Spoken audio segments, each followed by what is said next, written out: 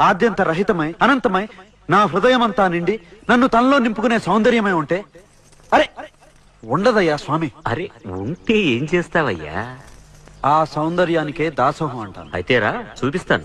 పద చూస్తాను.